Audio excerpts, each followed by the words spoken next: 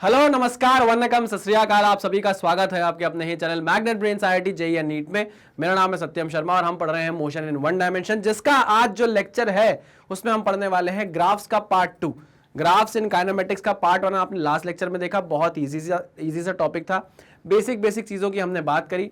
उस last lecture में हमको मोशन अंडर ग्रेविटी के भी ग्राफ देखने थे, बट हम उसको आज के लेक्चर में डिस्कस कर लेंगे, वो कहीं जाने वाले नहीं है। ठीक है, टेंशन लेने की कोई जरूरत नहीं है। प्लस आज के लेक्चर में हम ग्राफ्स के क्वेश्चंस को भी सॉल्व करेंगे।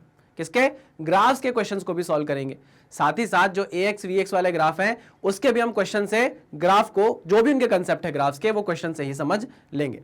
अच्छा, एक चीज मेरे दिमाग में आ रही थी कि कुछ ऐसे क्वेश्चंस हैं जो हो सकता है मेंस लेवल के हों, है ना। जैसे आपने देखा होगा कि बॉल ऊपर से नीचे गिरती है, टप्पे खाती रहती है, उसका ग्राफ बना दो, है ना। तो मैं सोच रहा था कि उसके लिए एक छोटी सी कोई 15 मिनट की, आधे घंटे की एक सीरीज लेकर आ जाऊं। सीरीज मतलब एक कोई लेक्चर लेकर आ जाऊं जहां पर हम उस टाइप के पर्टिकुलर कंसेप्ट को डिस्कस कर लें। नीट वालों के लिए भी बोल रहा हूं मैं, नीट वालों के लिए ही बोल रहा हूं, आई मीन, है ना। लेकिन वो कंसेप्ट एक्चुअली मेंस का है, यहां पर भी आ सकता है, इसलिए हम उसको थोड़ा अलग से डिस्कस कर लेंगे। अगर आपको लेक्चर में ऐसा क्वेश्चन नहीं देखे तो टेंशन मत लेना, हो सकता है जब मैं आपकी प्रैक्टिस कराऊं तो ऐसे क्वेश्चन की प्रैक्टिस वहां पर करा दूं। तो टेंशन आपको लेने की जरूरत नहीं है, हमने उस चीज की टेंशन ली हुई है। सब हर टाइप की चीजें आपके लिए आती रहेगी, हर टाइप के क्वेश्चंस आपको प्रैक्टिस करा दिए जाएंगे। टेंशन नको। चलिए भाई, स्टार्ट करते हैं पार्ट 2 को आज। और आपको पता है कि हमारा जो मॉड्यूल है वो नीट स्पेसिफिक है। हमने आपके लिए टॉपिक वाइज एक्सप्लेनेशन वीडियोस दिए हैं आपको। उस वीडियोस के साथ आपको एक DPP मिलती है जो आपको वीडियो के डिस्क्रिप्शन में जाकर डाउनलोड करनी पड़ती है magnetbase.com की वेबसाइट से। और ये बात एकदम क्लियर है कि हम आपको जो भी कंटेंट यहाँ पर दे रहे हैं वो बिल्कुल फ्री ऑफ कॉस्ट है, यानी कि DPP भी फ्री ऑफ कॉस्ट है। आपको जो पढ़ाया जा रहा है, जो कॉम्पिटिटिव लेवल का पढ़ाया जा रहा है, एकदम फ्री ऑफ कॉस्ट है। ओके, ठीक है सर। अगर आपको DPP बन जाती है तो वेल एंड गुड, नहीं बनती है तो आप उसको डिस्कस करेंगे अपने दोस्तों के साथ, उन्हें शेयर करेंगे ये DPP। और अगर उनको भी नहीं बनती, या कुछ क्वेश्चंस ऐसे हैं जो आपके अंदर डाउट बनकर समा जाते हैं, तो आपको उसका सोल्यूशन DPP के वीडियोस में मिल जाएगा। DPP का वीडियो सोल्यूशन भी मतलब आपके सामने आने वाला है। उसके बाद चैप्टर वाइज MCQs होगा, PYQs वीडियोस होंगे, डाउट सॉल्विंग सेशन आपके लिए आ गए हैं। आप हमसे कैसे पूछ सकते हैं? हर वीडियो के आप डिस्क्रिप्शन में जाओगे ना तो आपको एक लिंक मिलेगी, ask your doubt. Ask your doubt में आपको जाना है और अपना जो डाउट है उसे अपलोड कर देना है, वो डाउट हम तक पहुंच जाएगा और डाउट सॉल्विंग सेशन में वो डाउट हम आपका किल कर देंगे। ठीक है, उसके बाद क्या है भाई, यही जो लाइव सेशन है इनमें हम आपसे बातें कर सकते हैं, आप भी हमसे बातें कर सकते हैं, आप हमें सजेस्ट कर सकते हैं और क्या चीजें आपके लिए लानी चाहिए। हम आपसे और कुछ बातें कर सकते हैं, आपको गाइड कर सकते हैं, मोटिवेट कर सकते हैं। Chapter wise one shot videos भी आपके लिए आएंगे। जैसे जैसे आप एग्जाम अप्रोच करेंगे वन शॉट वीडियोस भी आपके सामने आते जाएंगे। और ऑनलाइन टेस्ट सीरीज का प्रबंध भी आपके लिए किया जा रहा है, जहां पर आप ये चेक कर पाएंगे कि आपकी प्रिपरेशन कैसी चल रही है। ठीक है, ओके, वेरी गुड। तो चलो स्टार्ट करते हैं। देखो, लास्ट लेक्चर में रह गया था graphs of motion under gravity, तो उसको हम इस लेक्चर में कवर कर रहे हैं, है ना। ऐसा नहीं है कि वो छोड़ ही दिया, उसको हम यहाँ पर कवर कर रहे हैं। उसके बाद हम क्या करेंगे, क्वेश्चंस करेंगे रिलेटेड टू ग्राफ। आ जाओ भाई, देखो भाई, यहाँ पर ये मोशन अंडर ग्रेविटी का एग्जाम्पल है, देख सकते हो आप। एक टावर है H हाइट का, एक टावर है H हाइट का, ओहो, एक टावर है H हाइट का। इसको मैं जरा हाँ, एक टावर है H हाइट का। मैंने एक्चुअली स्लाइड पकड़ने वाला टूल यूज कर लिया था, तो स्लाइड हिल गई, इससे हो जाता है यार, कभी कभी टूल बदलना भूल जाते हैं। चलो, H हाइट का टावर है। इस H हाइट के टावर से आपने एक बॉल को क्या कर दिया है भाई, फेंका है। एक बॉल को क्या कर दिया है, फेंका है। ठीक है, अच्छा, जब फेंका है तो क्या क्या बात आपको पता है? आपको पता है कि इसकी इनिशियल वेलोसिटी 0 है, इनिशियल वेलोसिटी 0 है। एक्सेलरेशन जो है वो नीचे की तरफ है, -g है। और क्या है? और कुछ नहीं, बस, ठीक है ना। u क्या है? 0 है। एक्सेलरेशन क्या है? -g है। कांस्टेंट है, और ये क्या है? कांस्टेंट है। इससे आपको क्या पता चला? यहां पर आपको ग्राफ प्लॉट करना है, s versus t, position versus time graph, velocity time graph और एक्सेलरेशन टाइम ग्राफ। आपको इससे क्या पता चला? एक्सेलरेशन अगर नेगेटिव कांस्टेंट है, तो एक्सेलरेशन अगर नेगेटिव कांस्टेंट है तो उसका पोजीशन टाइम ग्राफ कैसा बनेगा?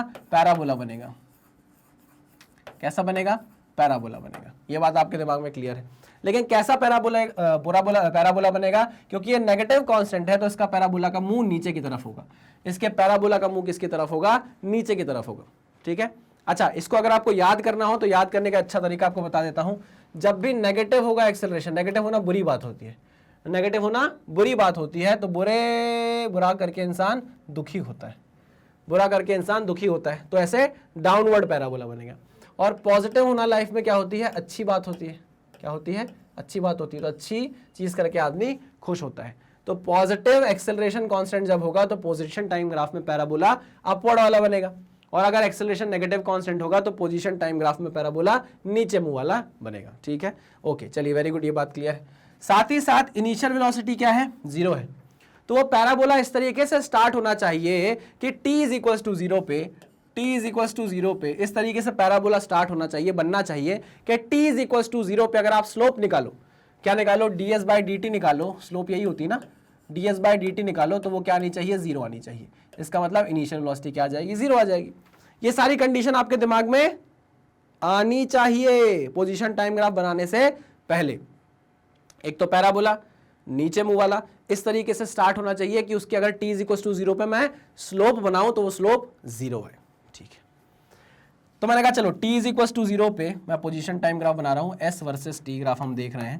मैंने बोला t इज इक्वल टू 0 पे पार्टिकल कहाँ है, h पर है, कहाँ है पार्टिकल, h पर है। ठीक है ना, ओके, यहां से हमारा ग्राफ स्टार्ट होगा। ग्राफ कैसा होना चाहिए, पैराबोला होना चाहिए। ग्राफ कैसा होना चाहिए, पैराबोला, लेकिन पैराबोला किसकी तरफ, नीचे तरफ जाने वाला। ठीक है, नीचे तरफ जाने वाला। अब नीचे तरफ जाने वाला पैराबोला ये भी हो सकता है, ये भी हो सकता है, ये भी हो सकता है, और ये भी हो सकता है। 3 पैराबोला हो सकते हैं नीचे जाने वाले, है ना। तो इनमें से हम कौन सा चूज करेंगे। अब देखो, मैंने आपको बोला कि t इज इक्वल टू 0 पे जो स्लोप हो वो क्या हो, 0 हो, क्योंकि इनिशियल वेलोसिटी 0 है, ये देखो, है ना।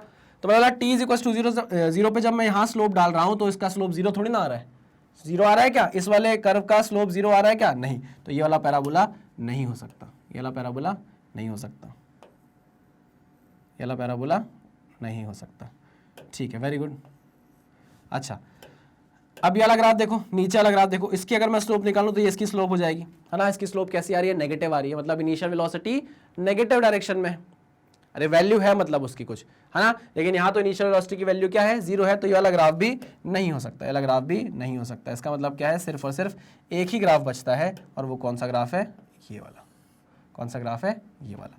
अब आप देखो, इसमें सामने से आपको समझ में आ जाएगा कि t इज इक्वल टू 0 पे जब आप इस पॉइंट पर स्लोप डालने जाओगे तो यहाँ पर आपको स्लोप कितनी मिल रही है, ds बाई dt 0 मिल रही है, यानी कि इनिशियल वेलोसिटी आपको 0 मिल रही है। और जैसे जैसे बॉल नीचे की तरफ जाएगी वेलोसिटी बढ़ती जाएगी, जैसे जैसे बॉल नीचे की तरफ जाएगी वेलोसिटी बढ़ती जाएगी, बट नेगेटिव डायरेक्शन में, तो आप देखो जैसे आप स्लोप नीचे करते जाओगे तो स्लोप क्या करता जाएगा, बढ़ता जाएगा नेगेटिव डायरेक्शन, ये देखो। ठीक है, आई बात समझ में। तो ये हमने ग्राफ बना लिया, इसको मिटा देता हूं ताकि अच्छा लगे आपको देखने में। आई बात समझ में, हाँ सर समझ में आ गई। चलिए, पोजीशन टाइम ग्राफ आपने बना लिया है। नेक्स्ट देखते हैं velocity time graph. Velocity time graph, अब आप मुझे बताइए t इज इक्वल टू 0 पे वेलोसिटी कितनी है, t इज इक्वल टू 0 पे वेलोसिटी कितनी है, 0 है। वाह, तो ग्राफ आपका कहाँ से स्टार्ट होगा, ग्राफ आपका t इज इक्वल टू 0 पे यहाँ से स्टार्ट होगा, v into V and t का ग्राफ है, वेलोसिटी वर्सेस टाइम ग्राफ। मुझे बताओ, एक्सेलरेशन नेगेटिव है, कांस्टेंट है, एक्सेलरेशन नेगेटिव है, कांस्टेंट है, ठीक। वेलोसिटी लगातार बढ़ रही है, बिल्कुल बढ़ रही है, लेकिन वेलोसिटी लगातार किस डायरेक्शन में बढ़ रही है, वेलोसिटी लगातार बढ़ रही है नीचे की डायरेक्शन में। और आपको पता है हमारे कन्वेंशन के हिसाब से नीचे की डायरेक्शन को हम नेगेटिव लेते हैं और ऊपर की डायरेक्शन को हम पॉजिटिव लेते हैं। तो नीचे की डायरेक्शन में बॉल जैसे जैसे आती जाएगी उसकी वेलोसिटी बढ़ती जाएगी, लेकिन एक्सेलरेशन क्या है, कांस्टेंट नेगेटिव है, कांस्टेंट नेगेटिव है। तो आपको ऐसा नहीं लगता कि इसका जो ग्राफ है वो कुछ इस तरीके का बनना चाहिए, इसका जो ग्राफ है वो कुछ इस तरीके का बनना चाहिए, आपको ऐसा नहीं लगता? क्यों सर, ऐसा क्यों, ऐसा क्यों? ऐसा इसलिए कि अगर आप देखोगे तो इस ग्राफ का जो स्लोप है, इस ग्राफ का जो स्लोप है वो हर जगह कांस्टेंट है ना। आपको पता है कि जो dv बाई dt होता है वो एक्सेलरेशन होता है, वो स्लोप होता है, और वही क्या रिप्रेजेंट करता है, एक्सेलरेशन रिप्रेजेंट करता है। यहाँ एक्सेलरेशन देखो आप क्या है, नेगेटिव कांस्टेंट है कि नहीं। स्लोप क्या है, यहाँ पर स्लोप क्या है, नेगेटिव है, यहाँ पर स्लोप क्या है, नेगेटिव है। और स्लोप किसको रिप्रेजेंट करती है, वीटी ग्राफ में एक्सेलरेशन को रिप्रेजेंट करती है, मतलब एक्सेलरेशन नेगेटिव होने के साथ साथ कांस्टेंट है। और आप ये देखो वेलोसिटी नेगेटिव डायरेक्शन में बढ़ती जा रही है, देखो वेलोसिटी बढ़ती जा रही है, वेलोसिटी टाइम के साथ बढ़ती जा रही है, हाँ कि ना। तो ग्राफ यही होगा कि नहीं होगा, बिल्कुल सर यही होगा, ग्राफ बिल्कुल यही होने वाला है। चलो तो मैं इसको जरा मिटाता हूं ताकि ग्राफ एकदम परफेक्ट दिखे आपको, अच्छा दिखे, ठीक है। ओके सर, इस चीज को बस लिख रहने दो कि dv बाई dt is equals to slope, यहां पर आ रहा है नेगेटिव जी, है ना, acceleration negative G, negative slope आ रहा है। चलिए वेरी गुड। अब आगे बात करते हैं acceleration versus time graph, acceleration versus time graph, acceleration versus time graph. मुझे बताओ एक्सेलरेशन थ्रू आउट कॉन्स्टेंट है, हाँ, और उसकी वैल्यू कितनी है -g। Acceleration through out constant है और उसकी वैल्यू कितनी है -g, तो यहां पर वैल्यू कितनी हो गई, a is equal to -g, a is equal to -g, और ये कॉन्स्टेंट चल रहा है, नीचे की तरफ ग्राफ बना है, ठीक है, हाँ कि ना, हाँ sir, okay, perfect perfect perfect. Next next next next next देखिए ग्राफ। अब इसमें आपने क्या किया है, इसी टावर पर बैठ के, h हाइट पर बैठ के आपने अपनी बॉल को ऊपर की तरफ उछाला है।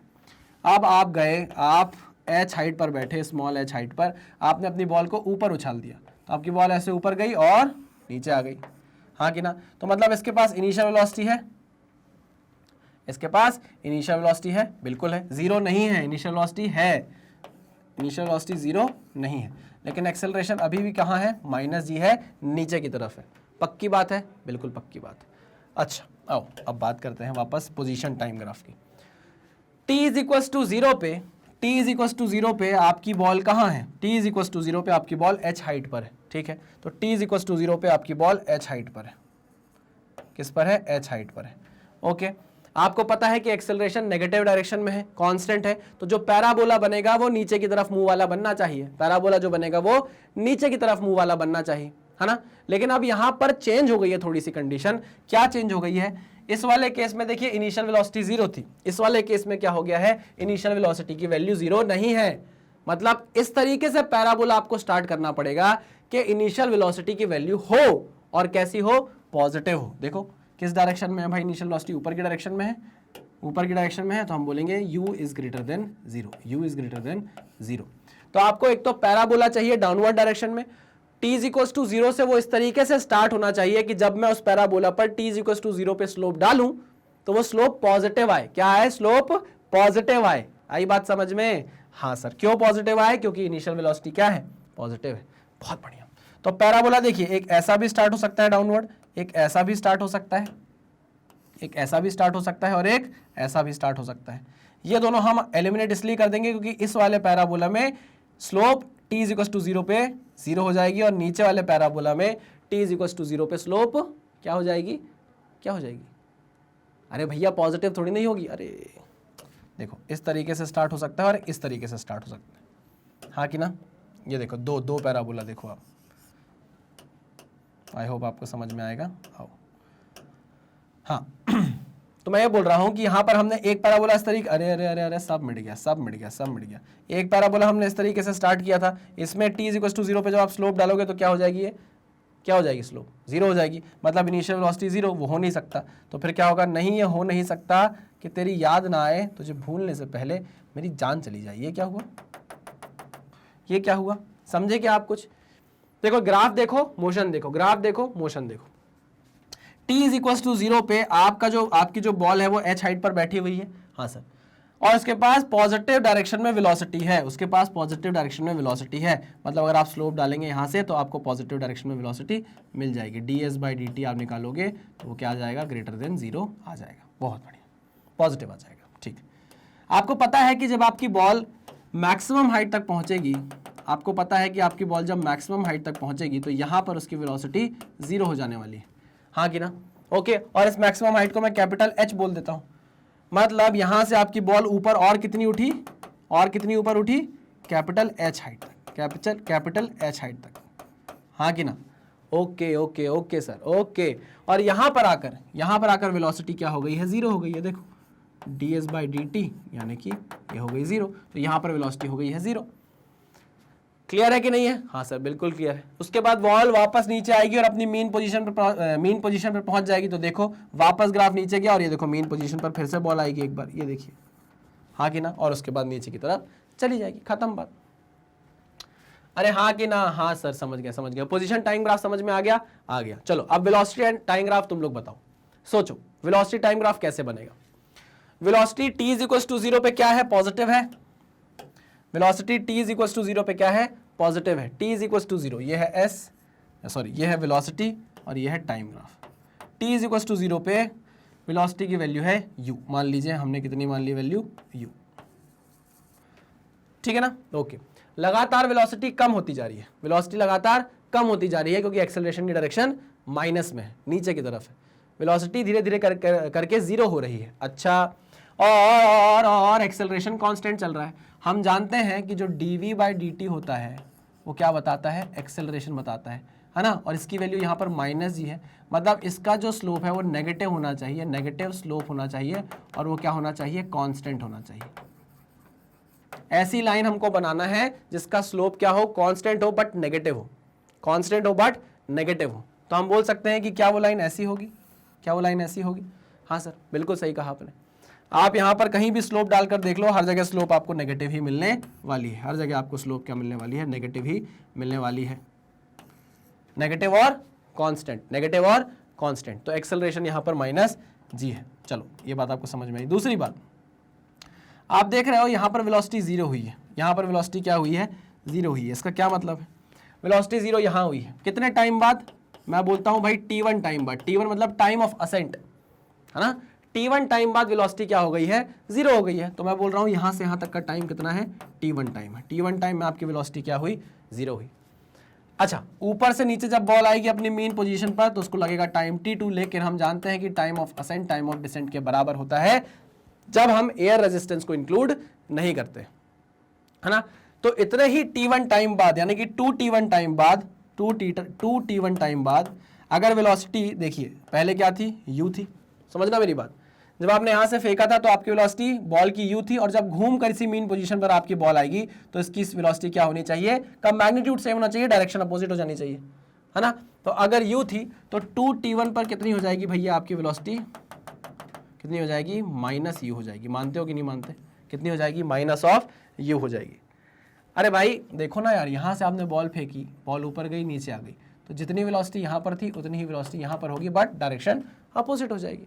तो वही तो मैं बोल रहा था कि t1 टाइम में देखो u वेलोसिटी थी, ये देखो t1 टाइम में जीरो हुई, फिर t1 टाइम में वापस -u के बराबर हो गई, खत्म। क्लियर है, ग्राफ सही है, समझ में आया, बिल्कुल समझ में आ गया सर, बहुत बढ़िया, शानदार। तो पोजीशन टाइम ग्राफ हो गया है, वेलोसिटी टाइम ग्राफ हो गया है, अब हमको बनाना है acceleration time graph. Acceleration time graph में क्या, एक्सेलरेशन लगातार नेगेटिव बना हुआ है, तो आप एक्सेलरेशन टाइम ग्राफ इस तरीके से बना सकते हो। ये लो, this is your acceleration time graph, acceleration time, और ये हो गया आपका acceleration time graph, acceleration time graph, ये हो गया a is equals to -g। ठीक है, चलो वेरी गुड, बहुत बढ़िया। आ जाओ नेक्स्ट, एक और बचा है क्या, हाँ एक और बचा हुआ है। अब इसमें हम क्या कर रहे हैं, जमीन से फेंक रहे हैं बॉल को, ऊपर जा रही है और नीचे गिर जा रही है। सड़क से उठाकर स्टार बना दूंगा, कौन सी पिक्चर का डायलॉग है बताओ, सड़क से उठाकर स्टार बना दूंगा, ये कौन सी पिक्चर का डायलॉग है? आ जाइए, देखो नीचे से अपन ने बॉल को फेंका, ये है नीचा, नीचे से ये बॉल फेंकी ऊपर, ये बॉल फेंकी ऊपर, है ना। यहाँ पर इनिशियल वेलोसिटी जीरो नहीं है, यहाँ पर इनिशियल वेलोसिटी जीरो नहीं है, ग्रेटर देन जीरो है, पॉजिटिव है। यहाँ पर मैक्सिमम हाइट पर जाकर वेलोसिटी क्या हो जाएगी, जीरो हो जाएगी, ठीक है ना। ये क्या है, मैक्सिमम हाइट है, this is the h, okay. और यहाँ पर आकर वेलोसिटी वापस क्या हो जाएगी, u ग्रेटर देन जीरो, मतलब ये दोनों वेलोसिटी क्या होनी चाहिए, बराबर होनी चाहिए। चलो, t इज इक्वल टू 0 पे आपकी बॉल जमीन पर है, t इज इक्वल टू 0 पे आपकी बॉल जमीन पर है, पोजीशन टाइम ग्राफ हम बना रहे हैं, t इज इक्वल टू 0 पे आपकी बॉल जमीन पर है, s 0 है, ठीक है ना, डिस्प्लेसमेंट 0 है। अच्छा, एक्सेलरेशन लगातार क्या बना हुआ है भैया, -g बना हुआ है, और वो कांस्टेंट है, लगातार -g बना हुआ है, कांस्टेंट है, मतलब पैराबोला नीचे मुंह वाला बनेगा, डाउनवर्ड डायरेक्शन का पैराबोला बनेगा, ठीक है। यहां से स्टार्ट करना है, डाउनवर्ड डायरेक्शन का पैराबोला होना चाहिए, और t इज इक्वल टू 0 पे पॉजिटिव स्लोप होनी चाहिए, t इज इक्वल टू 0 पे पॉजिटिव स्लोप होनी चाहिए। इसका मतलब ये होता है ds/dt ग्रेटर देन 0, ये पॉजिटिव स्लोप होनी चाहिए, इसका मतलब ये पकड़ लिया। पैराबोला होना चाहिए, कहां से स्टार्ट होना चाहिए, t इज इक्वल टू 0 से स्टार्ट होना चाहिए, और स्टार्टिंग पर ही t इज इक्वल टू 0 पे ही जब आप स्लोप डालो तो वो पॉजिटिव आनी चाहिए। तो मैंने कहा लो भाई, इस तरीके का पैराबोला बनेगा।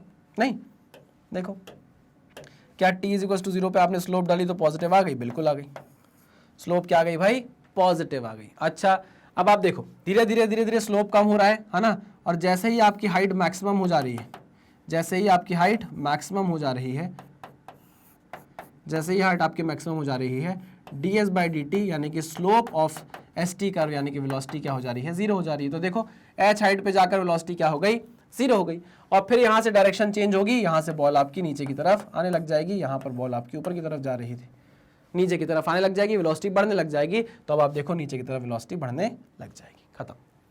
नीचे की तरफ मतलब स्लोप नेगेटिव हो जाएगा, तो स्लोप इधर नेगेटिव हो जाएगा, खत्म। वेलोसिटी की डायरेक्शन नीचे की तरफ मतलब वेलोसिटी नेगेटिव, यहाँ पर वेलोसिटी नेगेटिव होगी, यहाँ पर वेलोसिटी पॉजिटिव होगी। क्लियर है? हाँ सर, तो ये बन गया पोजीशन टाइम ग्राफ। अब वेलोसिटी टाइम ग्राफ बनाएंगे, वेलोसिटी टाइम ग्राफ बनाएंगे तो देखो t इज इक्वल टू 0 पे वेलोसिटी पॉजिटिव है, t इज इक्वल टू 0 है भाई, ये t इज इक्वल टू 0 पे वेलोसिटी क्या है, पॉजिटिव है। लो भाई मैंने बना दिया t इज इक्वल टू 0 पे, ये t इज इक्वल टू 0 पे वेलोसिटी पॉजिटिव, मान लिया वैल्यू क्या है, u है, ठीक है ना। यहां से यहां तक पहुंचने में उसे मान लिया t1 टाइम लगा, टाइम ऑफ असेंट। अरे यहां से मैक्सिमम हाइट पहुंचने में उसे कितना टाइम लगा, t1 टाइम लगा, ठीक है। t1 टाइम पर पहुंचकर वेलोसिटी क्या हो गई है, 0 हो गई है। t1 टाइम पर पहुंच के वेलोसिटी 0 हो गई है। मानते हो कि नहीं मानते? अरे सर क्यों नहीं मानेंगे यार आपकी बात सर। क्या मैं इस तरीके की लाइन बना सकता हूं? अभी आपको बताया था कि एक्सेलरेशन नेगेटिव कांस्टेंट है, तो हमको एक ऐसी लाइन बनानी पड़ेगी जिसका स्लोप नेगेटिव हो और कांस्टेंट हो। स्लोप नेगेटिव हो और कांस्टेंट हो और वेलोसिटी लगातार गिरती रही है। देखो गिर रही है वेलोसिटी और फिर नेगेटिव डायरेक्शन में बढ़ रही है। पहले वेलोसिटी गिर रही है, 0 हो रही है और फिर नेगेटिव डायरेक्शन में बढ़ती जा रही है, ठीक है ना। तो यहां पर 0 हुई वेलोसिटी कितने टाइम में, टाइम ऑफ असेंट में, है ना। और जब time two times of t1 हो जाएगा, यानी कि चलो ये बोल दो कि आपकी बॉल घूम कर नीचे आ गई, उसको टाइम लगा t2, लेकिन हम जानते हैं कि t1 और t2 को बराबर आना पड़ेगा क्योंकि यहाँ पर कोई एयर का रेजिस्टेंस नहीं है, सिमेट्रिक मोशन है। क्या है, सिमेट्रिक मोशन है। तो ट्वाइस ऑफ t1 मैं इसको बोल सकता हूँ। यहाँ पर कितनी हो जाएगी वेलोसिटी, यहाँ पर वेलोसिटी हो जाएगी, जब नीचे आ जाएगी आपकी बॉल वापस ही हो जाएगी -1, ठीक है। पक्का? हाँ सर एकदम पक्का। 100%? हाँ सर 100%। 100%? हाँ sir 100%। Acceleration versus time graph same वही बात है। एक्सेलरेशन लगातार नेगेटिव बना हुआ है, एक्सेलरेशन लगातार -g बना हुआ है, तो यहाँ पर आप देखिए एक्सेलरेशन क्या हो जाएगा, -g के बराबर हो जाएगा और सीधी लाइन बन जाएगी a is equal to -g। मानते हो कि नहीं मानते? हाँ सर मानते हैं। बहुत बढ़िया तरीके से मैंने आपको मोशन अंडर ग्रेविटी के जो ग्राफ्स थे वो समझा दिए हैं। देखो मैं चाहता ना यहाँ पर आपको ग्राफ बना कर दे देता और सिर्फ मुंह से बता देता कि भाई इसका ग्राफ ये होता है, इसका ग्राफ ये होता है, इसका ग्राफ ये होता है, क्योंकि ऐसा करते हैं कोचिंग्स में। आपसे एक्सपेक्ट किया जाता है कि आप इतने बड़े एग्जाम की प्रिपरेशन कर रहे हो तो आपको इतना तो बनना ही चाहिए, लेकिन मेरा ऐसा मानना है कि नहीं, आपका बेसिक क्लियर होना चाहिए। ग्राफ उठ रहा है तो कैसे उठेगा, उठ रहा है तो स्लोप क्या होना चाहिए, कब 0 होगा, ये सारी की सारी बातें आपके दिमाग में आए मेरे साथ साथ बोलते हुए।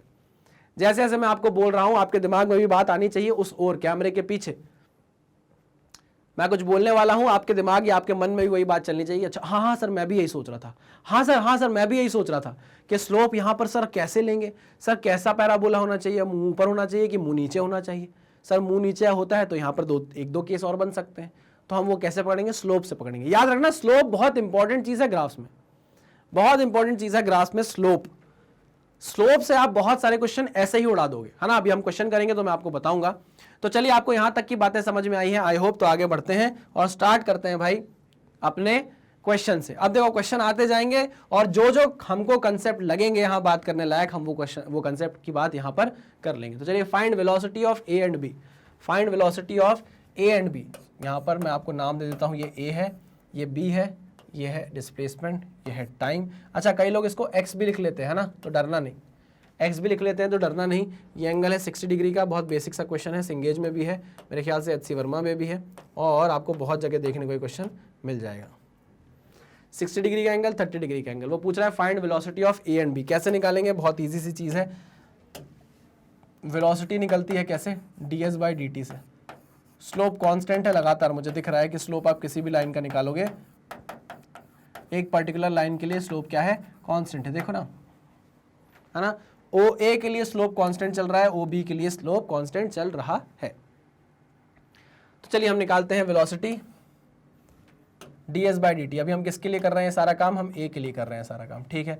तो भाई perpendicular upon base tan theta कर लो सीधा सीधा, ये कितना हो जाएगा tan 60, है ना। और B के लिए क्या हो जाएगा, B के लिए हो जाएगी वेलोसिटी ds/dt tan 30, क्या हो जाएगी tan 30। तो tan 30 हो जाएगा कितना 1/√3 और tan 60 कितना हो जाएगा √3। पक्का? हाँ सर पक्का 100%। हाँ तो यहाँ पर velocity of A and B पूछा था, तो मैंने ए एंड बी के हिसाब से √3 और सही लिखा ना, √3 और 1/√3 कर दिया। इजी क्वेश्चन, बहुत बढ़िया क्वेश्चन, समझने के लिए अच्छा था। आ जाओ भाई, position time graph of a particle in motion is shown in the figure, calculate total distance covered, displacement average speed, average velocity. चलो बहुत सारी बातें आपसे कर ली गई हैं। आइए, पोजीशन टाइम ग्राफ आपको दिया है, बोल रहा है टोटल डिस्टेंस कवर्ड निकालो, टोटल डिस्टेंस कवर्ड निकालो। अच्छा, total distance covered, sir distance तो चलते चलते बढ़ता ही है ना टाइम के साथ, कभी कम तो नहीं होता ना? नहीं, कभी कम नहीं होता, डिस्टेंस हमेशा टाइम के साथ बढ़ता रहता है। ओके, तो हम पहले बात करते हैं टोटल डिस्टेंस कितना कवर हुआ। आप यहां से चलना चालू कर रहे हो, है ना, ए तक जा रहे हो, कितना डिस्टेंस कवर किया आपने? 40 मीटर। ठीक, फिर टाइम बढ़ता जा रहा है और आपने देखा कि अब ये वैल्यू कम होती जा रही है। आपने अपने दिमाग में पहले ही ये क्लियर कर लिया कि डिस्टेंस कभी टाइम के साथ गिरता नहीं है, बढ़ता ही बढ़ता है। इसका मतलब ये है कि आप पहले क्या कर रहे हो, 0 से चल रहे हो 40 तक, 0 से 40 मीटर तक चल रहे हो। कितना टाइम लग रहा है आपको? 2 सेकंड लग रहा है। फिर आप अगले 2 सेकंड में क्या कर रहे हो? 40 से वापस 0 की तरफ आ रहे हो, आप घूम जा रहे हो और वापस 0 की तरफ आ रहे हो, फिर आप 40 मीटर चल रहे हो। ठीक है, फिर उसके बाद क्या हो रहा है, आप माइनस भी, यही डिस्प्लेसमेंट बता रहा है आपको, आप माइनस 20 मीटर चलेगा, मतलब आप 20 मीटर और चले, यहां से आप इसी डायरेक्शन में 20 मीटर और चले। ये देखो 20 मीटर और चले, 1 सेकंड लगा आपको उसमें, कितना सेकंड लगा? 1 सेकंड लगा। यहाँ पर आपको लगा 2 सेकंड, यहाँ पर भी आपको लगा 2 सेकंड। ठीक है ना, 1 सेकंड और लगा, आप इस डायरेक्शन में 20 मीटर और चल दिए, और 1 सेकंड बाद आप देखा आप वापस 20 मीटर और चल लिए। ये देखो 1 सेकंड बाद आप वापस 20 मीटर और चल लिए। तो आप टोटल कितना चल लिए? 40, 80, 80 और 20 100, 100 और 20 120। नहीं, ऐसे भी देख सकते हो। देखो यहां से चले, यहां से गए 40, है ना, वापस आए 40, फिर नीचे गए 20, फिर ऊपर आए 20। तो 40, 20, 20, तो 40, 80, 80 और 40, 8 4 12, 120। ठीक है, तो टोटल डिस्टेंस कवर्ड कितना आ जा रहा है? 40 प्लस 40 प्लस 20 प्लस 20, यानी कि 120 मीटर। आई बात समझ में? हाँ सर, समझ में आ गई है। अच्छा, वही बात अगर डिस्प्लेसमेंट की करें तो, अब डिस्प्लेसमेंट का क्या मतलब है? डिस्प्लेसमेंट का मतलब ये है कि आपने क्या किया, आप चले 40, वापस आए इसी पे, देखो ना, चले वापस आ गए, फिर आप नीचे गए, फिर वापस आ गए। देखो ना यार, ये आप वापस, स्टार्ट आपने यहां से किया था, एंड आपने यहां कर दिया। यही बात समझ में? अरे भैया यहां पर x की वैल्यू कितनी है? 0 है। यहां पर x की वैल्यू कितनी है? 0 है। तो x का तो कोऑर्डिनेट ही चेंज नहीं हुआ ना, x का तो कोई कोऑर्डिनेट चेंज नहीं हुआ। इनिशियली भी 0 था, फाइनली भी 0 था। तो डिस्प्लेसमेंट कितना हो गया? 0। डिस्प्लेसमेंट कितना आ गया? 0। डिस्प्लेसमेंट कितना आ गया? 0। आई बात समझ में? ओके, अब एवरेज स्पीड की अगर बात करें, अगर आपसे कोई बोले कि भैया मुझे स्पीड निकाल कर बताओ, और वो भी क्या निकाल कर बताओ? एवरेज स्पीड निकाल कर बताओ। एवरेज स्पीड निकाल कर बताओ, तो उसके लिए चाहिए total distance upon total time, total distance upon total time, total distance upon total time. अच्छा, total distance upon total time. Total distance आपने चला है 120 मीटर, और टोटल टाइम आपको कितना लगा है? तो 0 से लेके 6 सेकंड तक का आपको टाइम लगा है। तो 6 दूनी 12, यानी कि 20 मीटर पर सेकंड की आपकी एवरेज स्पीड चल रही है। ठीक है ना, 6 सेकंड लगा ना, देखो 0 2 4 5 6, 6 सेकंड लगा है, और टोटल आप 120 मीटर चल लिए हो, तो 2 मीटर पर सेकंड की क्या है? आपकी स्पीड है। एवरेज वेलोसिटी की बात करें, जब डिस्प्लेसमेंट ही 0 आ गया, तो एवरेज वेलोसिटी क्या आएगी? एवरेज वेलोसिटी खुद क्या आ गई भाई? 0 आ गई, क्योंकि डिस्प्लेसमेंट क्या है? 0 है। ठीक है, चलिए आगे बढ़ते हैं। Next, the displacement time graph of a moving particle is shown below. The instantaneous velocity of the particle is negative at the point. Instantaneous velocity negative कहाँ है? Velocity, displacement versus time graph आपको दिया हुआ है और बोल रहा है कि इंस्टेंटेनियस वेलोसिटी नेगेटिव कहाँ है। हमको पता है कि अगर हमको इंस्टेंटेनियस वेलोसिटी निकालनी भी है, अगर हमको इंस्टेंटेनियस वेलोसिटी निकालनी है, तो हमको एसटी ग्राफ का स्लोप निकालना पड़ेगा किसी पर्टिकुलर इंस्टेंट पे। ठीक है ना? ओके, हमको चाहिए वो नेगेटिव हो जाए, हमको चाहिए कि क्या हो जाए भाई? वो नेगेटिव हो जाए। तो हमको स्लोप कैसा देखना पड़ेगा भाई? नेगेटिव देखना पड़ेगा, जिसमें थीटा ग्रेटर देन 90 डिग्री हो, है ना। आइए स्लोप की तलाश में निकलते हैं। किसकी तलाश में? स्लोप की तलाश में निकलते हैं। ए पॉइंट पर, सी पॉइंट पर स्लोप डालो। कैसा स्लोप है? अरे कैसा स्लोप है? पॉजिटिव स्लोप है, पॉजिटिव स्लोप। देखो, ठीक, ओके। डी पर डालोगे, डी पर डाला आपने, क्या हुआ? डी पर आपने स्लोप डाला तो स्लोप क्या आ गया? टेंजेंट डाला तो स्लोप क्या आ गया भैया, 0 आ गया, थीटा 0 है। अच्छा ई पर डालो जरा टेंजेंट, ई पर डालो टेंजेंट, ई पर आपने टेंजेंट डाला, ठीक है ना, और एफ पे भी टेंजेंट डाल लो, फिर डिस्कस करते हैं। एफ पे टेंजेंट डाला तो एफ पे जो आप टेंजेंट डाल रहे हो उस पर, उसकी बात करते हैं, और जो ई पर आप टेंजेंट डाल रहे हो उसकी बात करते हैं, ठीक है। आओ यहां पर आप देखो थीटा ये है, थीटा, और यहां पर थीटा ये है। आप देख सकते हो कि थीटा जो है वो ग्रेटर देन 90 डिग्री है, और जो थीटा डैश है वो लेस देन 90 डिग्री है। तो जब आप टेन थीटा निकालोगे, जब आप टेन थीटा डैश निकालोगे तो वो क्या आ जाएगा, नेगेटिव आ जाएगा, और जब आप टेन थीटा निकालोगे तो वो पॉजिटिव आ जाएगा, ऑब्वियस सी बात है। अरे थीटा जब 90 डिग्री से कम होता है, मैथ्स बेसिक मैथ्स पढ़े कि नहीं पढ़े, जाके बेसिक मैथ्स पढ़े कि नहीं पढ़े, जो मैंने पढ़ाया था रिक्वायर्ड फॉर फिजिक्स, नहीं पढ़ोगे तो फिर ऐसी जगह आकर फंस जाओगे। अगर थीटा की वैल्यू 90 डिग्री से कम होती है, और थीटा लेना है एंटी क्लॉकवाइज डायरेक्शन में भैया, ये बार बार थोड़ी ना हम डिस्कस करेंगे, थीटा आपको एंटी क्लॉकवाइज डायरेक्शन में लेना चाहिए, प्लस जो आपका थीटा अगर 90 डिग्री से कम है तो स्लोप आपका क्या आना चाहिए, पॉजिटिव आना चाहिए, पक्की बात है। और अगर आपका थीटा ग्रेटर देन 90 डिग्री हो गया तो आपका स्लोप नेगेटिव आने लग जाएगा, क्योंकि tan थीटा क्या हो जाएगा, नेगेटिव हो जाएगा। तो मैं देख सकता हूं कि सी पॉइंट पर भी स्लोप क्या है, पॉजिटिव है, डी पॉइंट पर स्लोप तो 0 हो गया, डी पॉइंट पर स्लोप तो क्या हो गया, ये स्लोप है, डी पॉइंट पर स्लोप ये है, ये 0 हो गया, तो यहाँ वेलोसिटी 0, यहाँ वेलोसिटी पॉजिटिव, यहाँ भी एफ पर भी वेलोसिटी पॉजिटिव, और यहाँ ई पर वेलोसिटी क्या हो जाएगी, ई पर वेलोसिटी लेस देन 0 हो जाएगी, नेगेटिव हो जाएगी। तो आंसर क्या हो जाएगा इसका, ई। ठीक है, चलिए वेरी गुड, आगे बढ़ते हैं नेक्स्ट क्वेश्चन पे। Which of the following graph represents uniform motion. देखिए यहाँ पर तो पोजीशन टाइम ग्राफ में मुझे एक्सेलरेशन दिख रहा है, क्या दिख रहा है, एक्सेलरेशन दिख रहा है, तो ये तो कतई नहीं हो सकता। ठीक, यहाँ पर तो मोशन ही नहीं है, टी के साथ अगर आप देखोगे टाइम चेंज होता जा रहा है बट पोजीशन ही चेंज नहीं हो रही, तो मोशन की तो बात ही नहीं है। अच्छा यहाँ पर आप देखो कि यहाँ पर पोजीशन बढ़ती जा रही है, बढ़ती जा रही है, बढ़ती आ रही है, बढ़ती आ रही है, और फिर पोजीशन गिरती जा रही है, क्या हो रही है, टाइम के साथ ये गिरती जा रही है। ऐसा कब हो रहा है, खुद देखो ना आप, यहाँ पर आप स्लोप डालोगे, ये स्लोप क्या है, ये स्लोप पॉजिटिव है, ds/dt क्या है यहाँ पर, पॉजिटिव है, तो मतलब यहाँ पर वेलोसिटी है। और जब आप यहाँ देख रहे हो ds/dt तो ये क्या है, लेस देन 0 है। अरे हाँ कि ना, नेगेटिव होती जा रही है, तो ये भी कहीं से हम नहीं बोल सकते वेलोसिटी बढ़ रही है, घट रही है, हमको क्या पता ये सब क्या हो रहा है। हाँ लेकिन हमको ये पता है कि यहाँ पर आप देखो कांस्टेंट लगातार स्लोप क्या बना हुआ है, सेम बना हुआ है, यानी कि ds/dt का जो वैल्यू है वो कांस्टेंट बनी हुई है, और ये जो वैल्यू है यही किसके बराबर होती है, वेलोसिटी के बराबर। तो यही चीज़ किसको रिप्रेजेंट करेगी, यूनिफॉर्म मोशन को। ठीक है, चलिए बहुत बढ़िया, आगे बढ़ते हैं, आ जाओ। xt graph shown in figure represents, xt graph, xt है ना, रिप्रेजेंट्स, क्या रिप्रेजेंट करता है भाई, मुझे तो यार एक चीज़ पढ़ के मेरी आंखों में दिख गया, पता है, तो मतलब ये तो मैं उसको ही आंसर मानूंगा, क्योंकि मुझे दिख रहा है साफ साफ ग्राफ में क्या हो रहा है। जब आप t1 टाइम तक देख रहे हो, t1 टाइम पर आकर जो डिस्प्लेसमेंट है वो क्या हो गया है, कांस्टेंट हो गया है।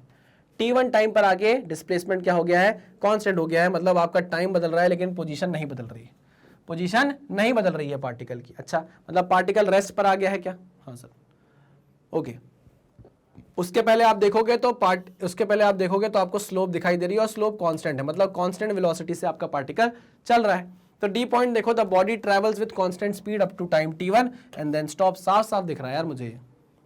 क्या हमें ये पॉइंट्स डिस्कस करने की जरूरत है क्या, कि ये कांस्टेंट वेलोसिटी है, वेलोसिटी भैया यहाँ कांस्टेंट है, फिर कहाँ है? अरे भैया इनका स्लोप कांस्टेंट चल रहा है, मतलब वेलोसिटी यहाँ है, उसके बाद थोड़ी ना कांस्टेंट है, खत्म वेलोसिटी।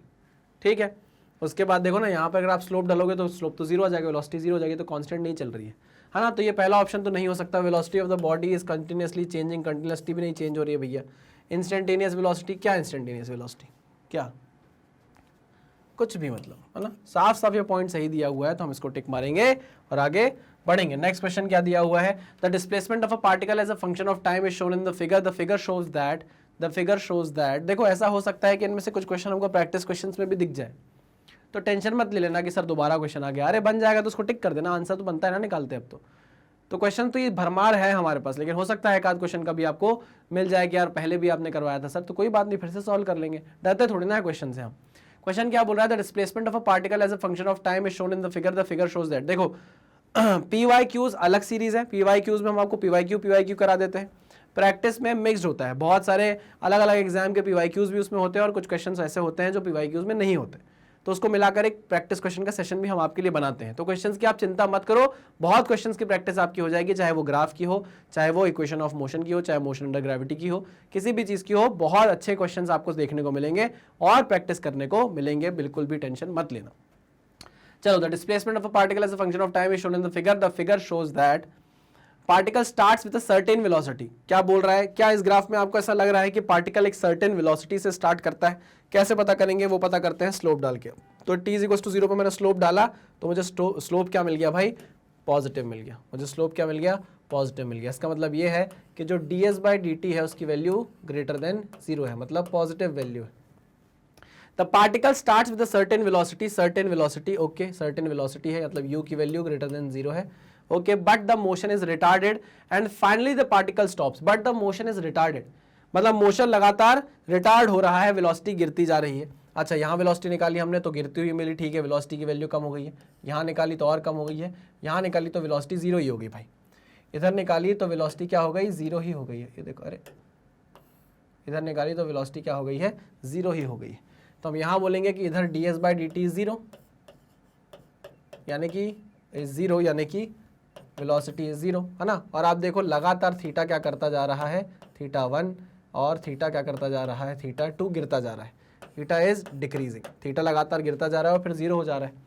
तो इसका मतलब यह है कि वेलोसिटी क्या करती जा रही है? गिरती जा रही है। इसका क्या मतलब हुआ? वेलोसिटी कम हो रही है, पॉजिटिव है, वेलोसिटी यहाँ पॉजिटिव है, यहाँ पॉजिटिव है, यहाँ पॉजिटिव है। वेलोसिटी पॉजिटिव होने के बावजूद भी गिरती जा रही है, वेलोसिटी पॉजिटिव होने के बावजूद भी गिरती जा रही है। इसका क्या मतलब है कि अगर इस डायरेक्शन में पार्टिकल मोशन कर रहा है, मान लो इस डायरेक्शन में पार्टिकल मोशन कर रहा है, इस डायरेक्शन की वेलोसिटी को आप पॉजिटिव लेते हो, क्या लेते हो? पॉजिटिव लेते हो। तो अगर इस डायरेक्शन में आपका पार्टिकल मोशन कर रहा है पॉजिटिव डायरेक्शन में और फिर भी उसकी वेलोसिटी गिरती जा रही है, इसका क्या रीजन है? रीजन एक ही है कि अपोजिट डायरेक्शन में क्या लग रहा होगा? एक्सेलरेशन लग रहा होगा। सिंपल सी बात है, सिंपल सी बात है, खत्म खत्म।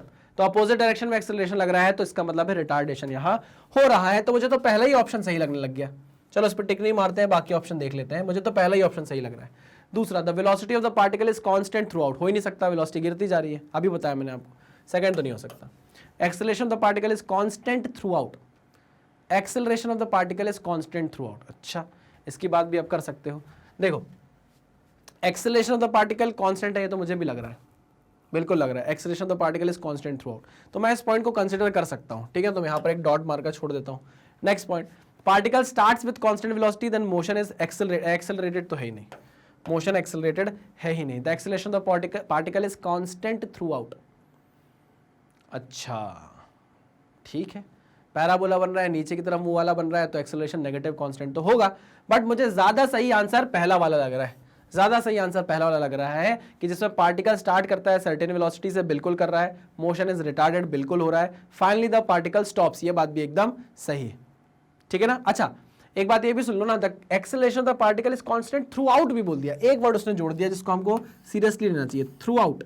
अब थ्रू आउट की बात तब होती, थ्रू आउट की बात तब होती जब यहां से आपका ग्राफ नीचे पलट जाता, है ना। अब यहां पर आके भैया आपका मोशन ही रुक गया है, पार्टिकल स्टॉप ही हो गया है, तो एक्सेलरेशन की तो बात ही नहीं है। तो आप ये नहीं बोल सकते कि थ्रू आउट एक्सेलरेशन क्या है? कांस्टेंट है, आगे जाके एक्सेलरेशन भी 0 हो जाएगा, तो फिर सी पॉइंट को हम गलत बोल सकते हैं। अगर थ्रू आउट नहीं लिखा होता ना, कांस्टेंट थ्रू आउट नहीं लिखा होता, तो फिर हम मान लेते कि हाँ भाई ये सही बोल रहा है। थ्रू आउट बोल के इनने थोड़ा सा अपना पॉइंट गलत कर लिया है। तो सबसे सही आंसर क्या है भाई? ए ही है। ओके, वेरी गुड, आगे बढ़ते हैं नेक्स्ट क्वेश्चन पे। ये कौन सा? अच्छा, बढ़िया क्वेश्चन है, कन्वर्जन ऑफ ग्राफ का, एक ग्राफ को दूसरे ग्राफ में। मैंने आपको बताया था ना, conversion of graph, conversion of graph, conversion of graphs, उसका क्वेश्चन है।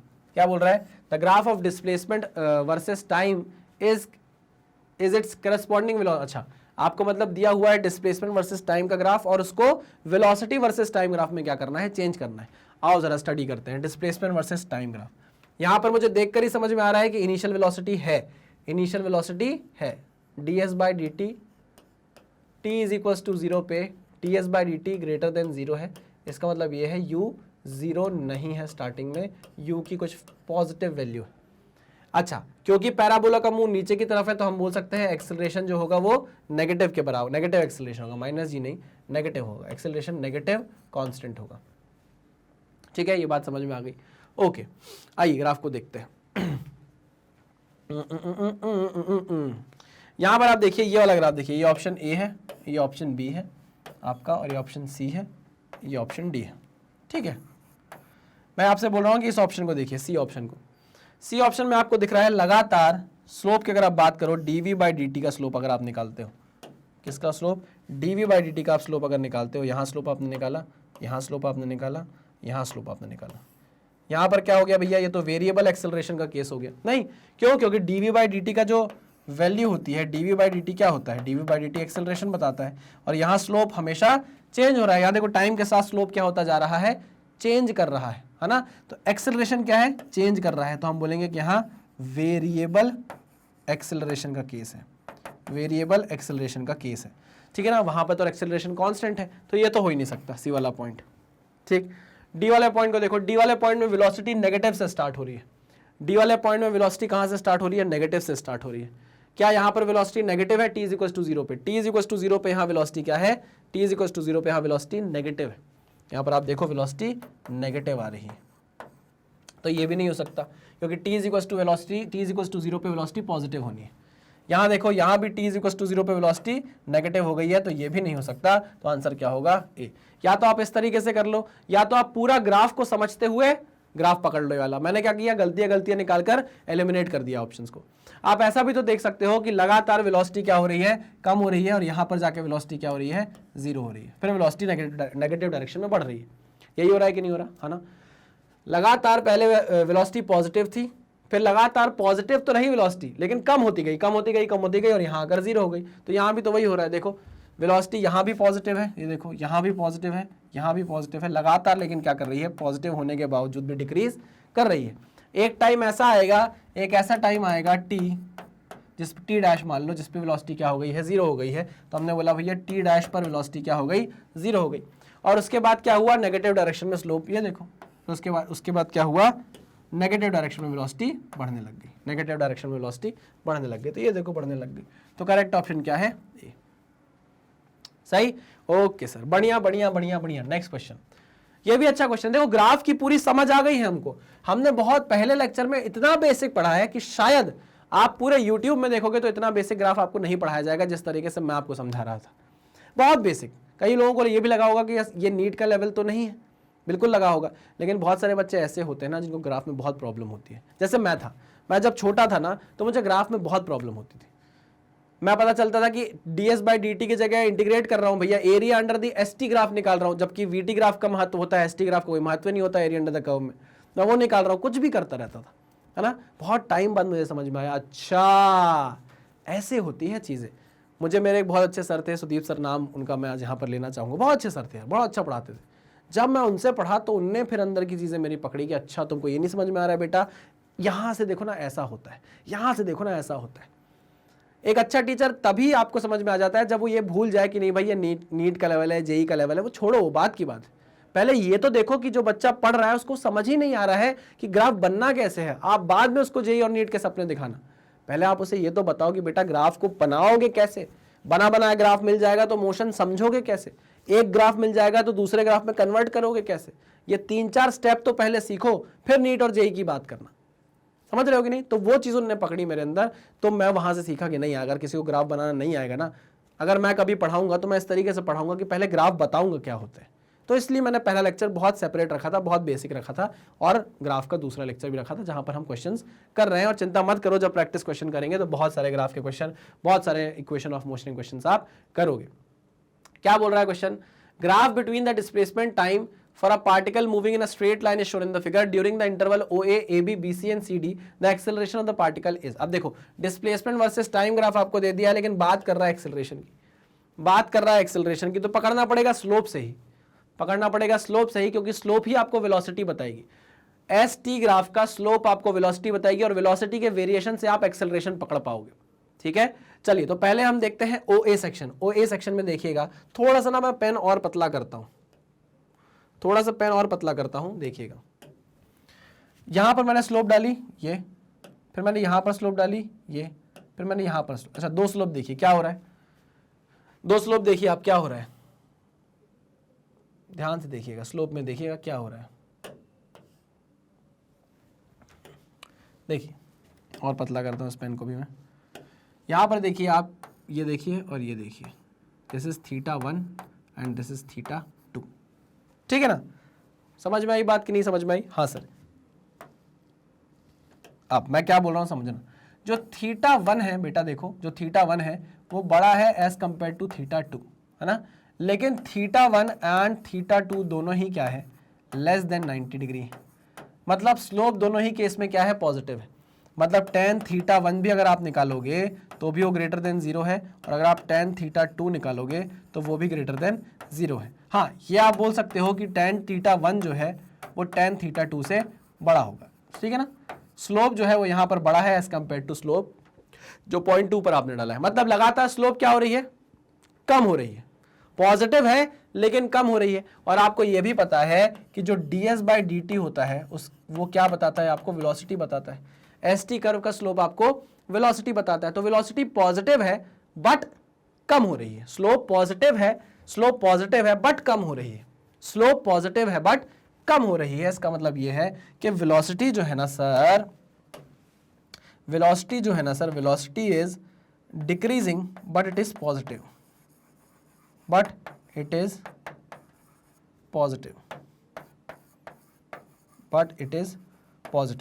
समझ रहे हो ना। मतलब अगर कोई पार्टिकल है, उस पार्टिकल की अगर यहाँ पर वेलोसिटी है मान लो 5 मीटर पर सेकेंड, तो थोड़ी देर बाद उसकी जो वेलोसिटी है वो 2 मीटर पर सेकेंड हो गई है। ये बोलना चाह रहा हूँ, है ना। पॉजिटिव ये भी है, पॉजिटिव ये भी है, बस कम हो गई है, ठीक है। तो अगर वेलोसिटी गिर रही है पॉजिटिव होने के बावजूद, तो इसका मतलब ये है कि वेलोसिटी की डायरेक्शन के अपोजिट एक्सेलरेशन एक्ट कर रहा है। ये गिर रही है अगर, तो इसका मतलब है कि इसके अपोजिट डायरेक्शन में एक्सेलरेशन एक्ट कर रहा है। मतलब एक्सेलरेशन की डायरेक्शन क्या होगी, नेगेटिव होगी। एक्सेलरेशन की डायरेक्शन क्या होगी, नेगेटिव होगी। तो O से लेके A तक, मैं यहां पे लिख दे रहा हूं, O से लेके A तक एक्सेलरेशन की डायरेक्शन नेगेटिव है। एक्सेलरेशन की डायरेक्शन नेगेटिव है, ठीक है ना। ओके, अब A से B चलते हैं, फिर अपनी लाइन पतली कर लेता हूं। A से B चलते हैं। A से B में देखिए मैंने ये लाइन डाली, ठीक है ना, ये लाइन डाली। दोनों का स्लोप क्या हो गया भैया, 0 हो गया। दोनों का स्लोप 0 हो गया, मतलब ds/dt क्या आ गया, 0 हो गया। मतलब वेलोसिटी क्या है, 0 है। वेलोसिटी क्या हो गई, कांस्टेंट हो गई। वेलोसिटी क्या हो गई, 0 हो गई, सॉरी। डिस्प्लेसमेंट टाइम ग्राफ का जो स्लोप होता है वो आपको ds/dt आपको क्या बताता है, v बताता है। और A से B के केस में जो ds/dt है ना बाबा, ds/dt जो है वो 0 आ रहा है। ये देखो 0 आ रहा है। वेलोसिटी क्या चल रही है, 0 चल रही है। मतलब एक्सेलरेशन की कोई बात ही नहीं है। तो हम बोल सकते हैं AB में एक्सेलरेशन क्या हो गया, 0 हो गया। अब बात करो जरा BC की बात करो, तो BC में अगर आपने यहाँ पे स्लोप डाला तो ये होगा, यहाँ पे स्लोप डाला तो ये होगा। अब आप खुद देखिए स्लोप क्या कर रहा है, B से C में बढ़ रहा है। स्लोप B से C में बढ़ रहा है, B से C में स्लोप बढ़ रहा है, B से C में स्लोप बढ़ रहा है। स्लोप इज इंक्रीजिंग, स्लोप जो है वो बढ़ रहा है।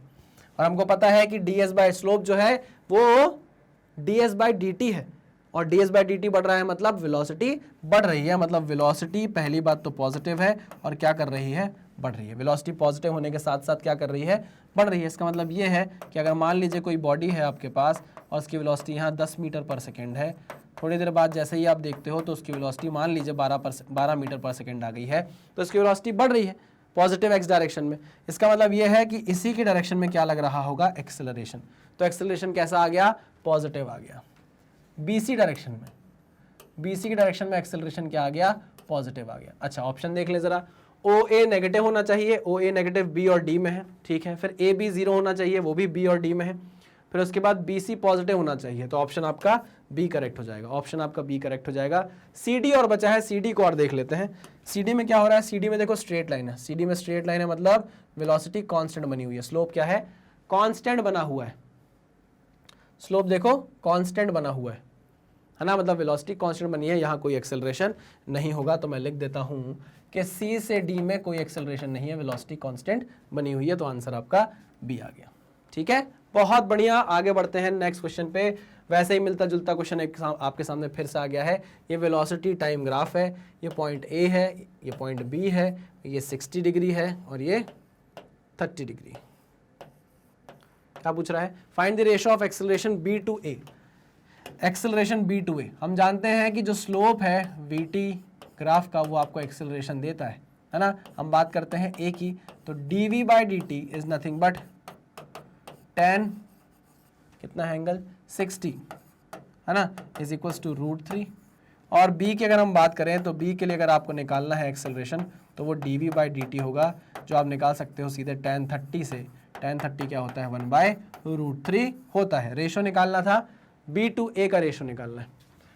एक्सेलरेशन b to a का रेशो आपको निकालना है 1/√3 एंड ये कितना हो जाएगा √3 है ना, 1/√3 और इसका रेशो ठीक है। चलो बढ़िया, तो कितना हो जाएगा 1/3। कितना आ गया आंसर 1/3। क्लियर, कुछ भी नहीं था इस क्वेश्चन में। तो चलो आगे बढ़ते हैं। Find displacement and average velocity during 10 seconds. आपको क्या दिया हुआ है डिस्प्लेसमेंट, अच्छा तो वेलोसिटी वर्सेस टाइम ग्राफ आपको दिया हुआ है 0 है, ये 6 सेकंड है और ये 10 सेकंड है। आपसे क्या पूछ रहा है, find displacement and average velocity during 10 seconds. Displacement के लिए आपको थोड़ा पुरानी यादों में चलना पड़ेगा। याद करो, मैंने आपको बताया था कि जो आपका v होता है वो ds/dt होता है। याद करो, हाँ सर बिल्कुल आपने बताया था। इसका मतलब ये है कि जो ds होता है वो vdd के बराबर होता है ना। याद आया कि नहीं याद आया? ठीक है सर, यानी s1 से लेके s2 तक इंटीग्रेट करते हैं, t1 से लेके t2 तक। इसका मतलब ये हुआ कि s2 minus s1 is equal to integration t1 से लेके t2 तक का v dt। Okay okay sir, ये क्या है? What is this behaviour Pooja? What is this behaviour? अरे आपने वो देखा है बिग बॉस, उसमें से वो लड़ाई हुई थी ना। What is this behaviour Pooja? What is this behaviour Puja?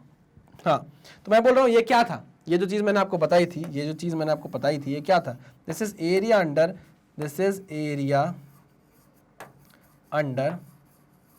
VT curve, या VT, हाँ VT कर्व लिख देता हूँ, VT ग्राफ लिख देता हूँ। This is area under VT curve, है ना।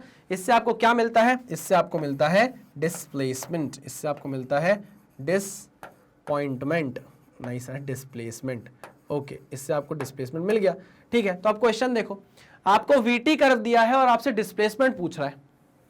इसकी मजाल देखो आप कि आपको VT कर्व देकर आपसे डिस्प्लेसमेंट पूछ लिया। तो हमको तो ये चीज पता है ना कि अगर मैं VT कर्व के अंडर का एरिया निकाल लूं, क्या निकाल लूं?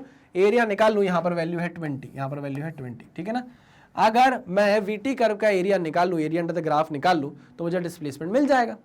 हाँ ओके, मतलब ये एरिया मैं अगर कैसे भी करके ये एरिया निकाल लूं तो मुझे क्या मिल जाएगा?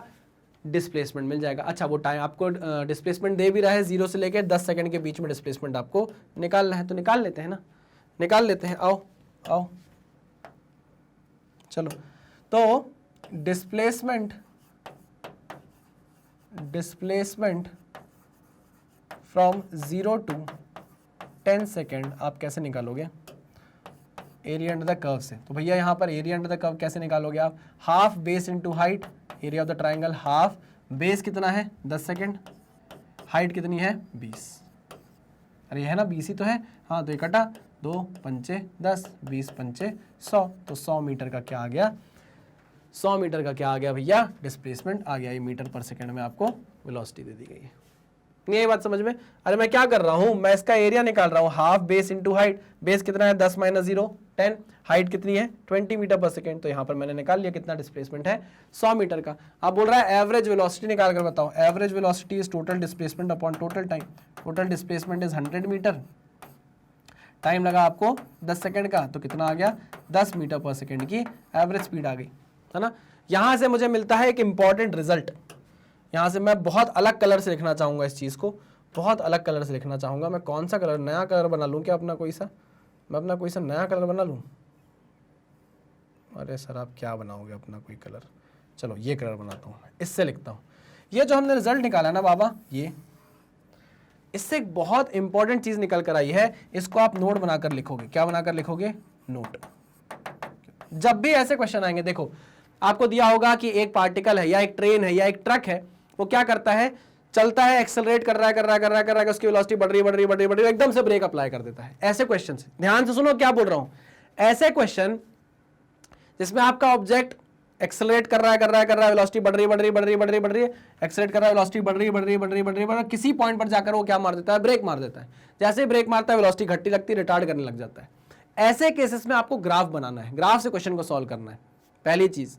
दूसरी बात, ऐसे केसेस में जब आपको ग्राफ बने हुए मिलेंगे तो उसमें जो मैक्सिमम वेलोसिटी होगी, this is the maximum velocity, this is the maximum velocity brake लगने के पहले, मैक्सिमम वेलोसिटी ब्रेक लगने के पहले। मानते हो कि नहीं मानते? हाँ सर मानते हैं।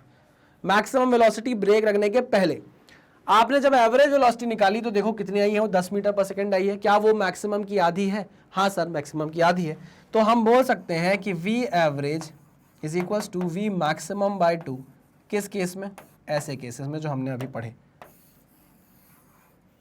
बात समझे कि नहीं समझे?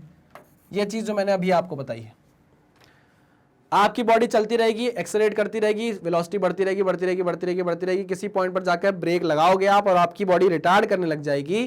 तो उस केस में जो मैक्सिमम वेलोसिटी आपने अचीव की थी, और आपसे अगर पूछा जाए कि एवरेज वेलोसिटी निकालो, तो वो मैक्सिमम की आधी होती है। याद रखिएगा, सिर्फ actually for this case only, for like this case only, याद रखिएगा। ऐसे केसेस के लिए बता रहा हूं, ऐसे केसेस के लिए एवरेज वेलोसिटी जो होती है वो मैक्सिमम की आधी हो जाती है। ठीक है ना? चलिए, अब वो बोला है find acceleration at 4 second and 8 second. अच्छा, अगर ये 0 है, ये 6 है, तो 5 4 सेकंड कहीं पर ये हो जाएगा, दिस इज योर 4 सेकंड, ये 4 सेकंड हो जाएगा, 4 सेकंड, और क्या बोल रहा है 8 सेकंड, 10 9 8 सेकंड, यहाँ कहीं 8 सेकंड हो जाएगा। क्या पूछ रहा है? एक्सेलरेशन निकाल कर बताओ। एक्सेलरेशन कैसे निकाल कर बताएं? हम जानते हैं कि जो dv बाई dt होता है, vt ग्राफ का स्लोप आपको एक्सेलरेशन दे देता है। 4 सेकंड पे आपको स्लोप चाहिए, मतलब यहाँ आपको स्लोप चाहिए, है ना? अब आप जानते हो कि यार यहाँ लाइन क्या है, बिल्कुल सीधी सीधी बनी हुई है, तो हर जगह स्लोप क्या होगा? सेम होगा। कहीं भी आप निकाल लो, पूरी लाइन का स्लोप सेम है। तो मैंने बोला लो भाई निकालता हूँ मैं स्लोप, ये थीटा निकाल रहा हूँ, ठीक है ना?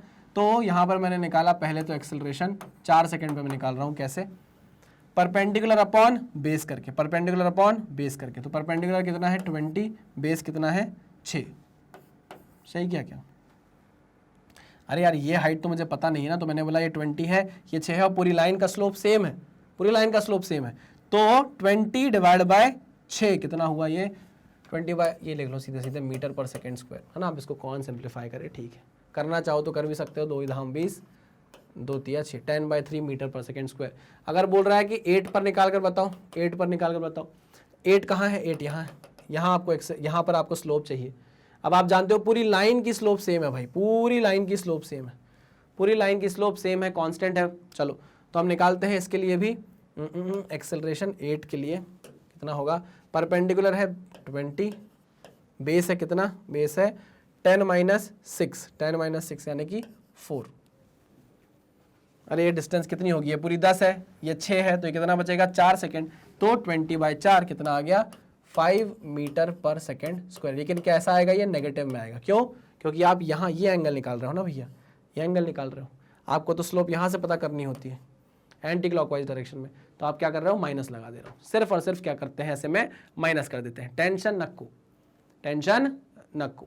चलिए, तो आ गया -5 मीटर पर सेकेंड स्क्वायर। 8 मतलब t is equal to 8 second पर एक्सेलरेशन -5 आ गया, और t is equal to 4 second पे एक्सेलरेशन 10/3 मीटर पर सेकंड स्क्वायर आ गया है। आई होप आपको ये चीजें क्लियर हो गई होंगी। पक्का? आगे बढ़े। यहां पर मैंने आपको पता ना क्या किया? tan थीटा किया है। परपेंडिकुलर इज 20, बेस इज 10 - 6, 10 - 6 ये 6 है, यहां से लेके यहां तक 6 है, यहां से लेके यहां तक 10 है। 10 - 6 इज 4, 20/4 इज 5। बहुत बढ़िया, बहुत बढ़िया, बहुत बढ़िया। नेक्स्ट, अब यहाँ पर आप नोट बनाकर कुछ चीज़ें लिख लीजिए, है ना? ये हमारा क्या है भाई? अरे अरे हमारा एक अच्छा कलर चला गया, लेकिन एक अच्छा कलर चला गया, उस कलर को मुझे वापस लाना पड़ेगा, उस कलर को मुझे वापस लाना पड़ेगा। हाँ चलिए, तो मैं बोल रहा हूँ यहाँ कुछ चीज़ें नोट बनाकर आप लिख लीजिएगा। क्या? Which of the following velocity time graph shown a realistic situation for a body. Realistic situation, अब आप देखिए एक ही टाइम पर यहाँ पर देखिए ये वेलोसिटी भी है, ये वेलोसिटी भी है, और ये वेलोसिटी भी है। ऐसा हो सकता है क्या कि पार्टिकल के पास एक ही टाइम में इतनी सारी वेलोसिटी हो? ऐसा हो सकता है क्या? पूछ रहा है which of the following velocity time graph shown a realistic situation, कौन सी रियलिस्टिक सिचुएशन है ये पूछ रहा है। ये रियलिस्टिक है क्या? नहीं है भाई, एक ही टाइम पर 3 वेलोसिटी कैसे हो सकती है? अरे भाई एक ही टाइम पर यहाँ भी पार्टिकल जा रहा है, यहाँ भी जा रहा है, वहां भी जा रहा है, ऐसा थोड़ी ना हो सकता है, ये रियलिस्टिक सिचुएशन नहीं है। सिमिलरली आप यहाँ देखो, फिर यहाँ पर एक ही टाइम पर ये सेम टाइम पर ये वेलोसिटी है, ये वेलोसिटी है, ये वेलोसिटी, हो सकता है क्या? नहीं हो सकता, ये भी रियलिस्टिक सिचुएशन नहीं है। इधर देखो, इधर भी एक टाइम पर ये वेलोसिटी है, ये वेलोसिटी है, देखो ये वेलोसिटी, ये वेलोसिटी, एक ही टाइम पर नहीं हो सकता। एक ही टाइम पर 2 वेलोसिटी होना पॉसिबल नहीं है, इसलिए ये भी रियलिस्टिक सिचुएशन नहीं है।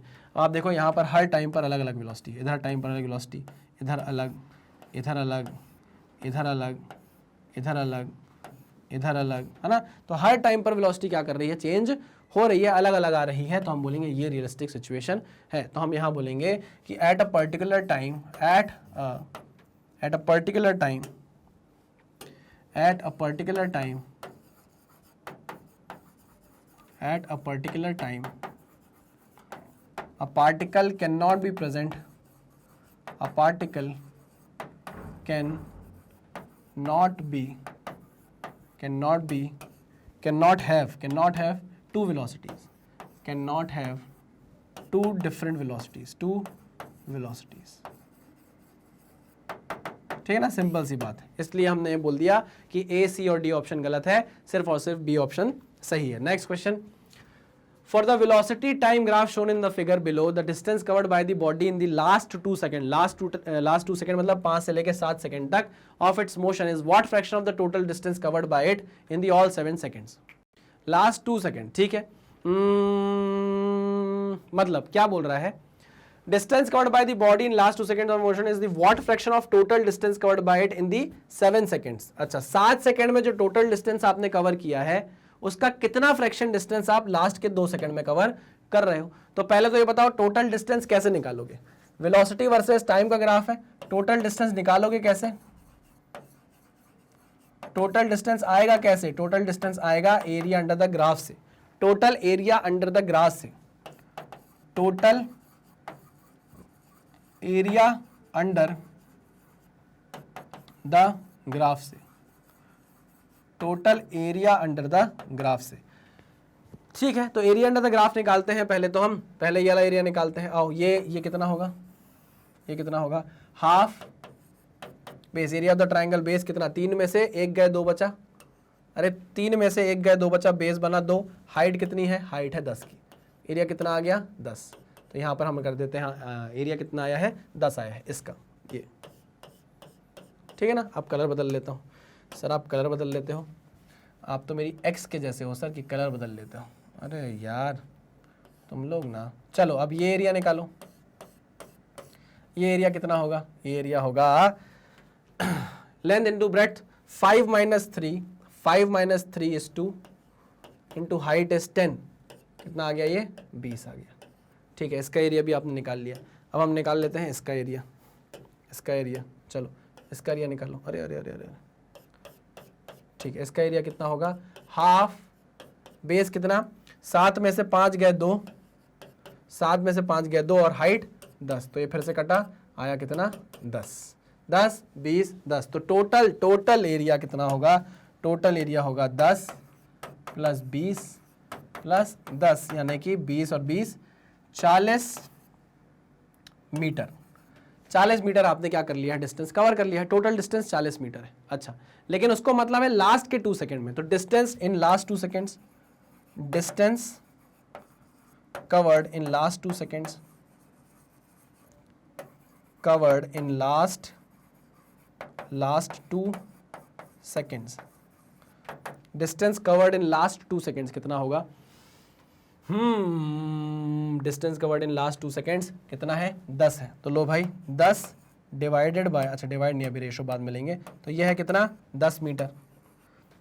ओके, अब हमको रेशो निकालना है, तो रेशो लास्ट के 2 सेकंड में आपने 10 मीटर कवर किया, टोटल डिस्टेंस आपने 7 सेकंड में 40 मीटर कवर किया, तो कितना आ गया? 1/4। कितना आ गया? 1/4। क्लियर है?